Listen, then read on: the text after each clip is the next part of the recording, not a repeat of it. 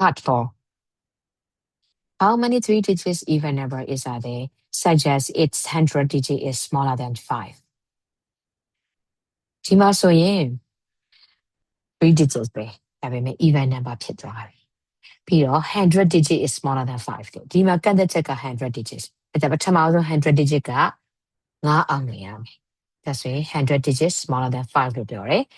1 2 3 4 3ရမှာပါအောင်နော်ရှေ့တော့မှာလို့နောက်တစ်ခုက10 digit 10 digits ကတော့ကန့်သက်ချက်မရှိတော့3ညကနေ9ထိသုံးလို့ရတယ်3ညကအလဲပါဆိုရင်တန်ဖိုးရှိသွားတယ်ဟုတ်တယ်မလားအဲ့တော့3ညကနေ9ထိဆိုတော့9လို့ပြီးတော့ even numbers လို့ပြောတယ် even numbers တွေကပါလေ3ညနဲ့4 6 8ဆိုတော့5လုံးရှိတယ်ဒါဆိုရင်စုစုပေါင်း3 digit even number စုစုပေါင်းဘယ်လောက်ရမလဲဆိုရင်100က4 10 digits က10 even digit က5ဆိုတော့4အမြတ်10အမြတ်5ဆိုတော့200ရမယ်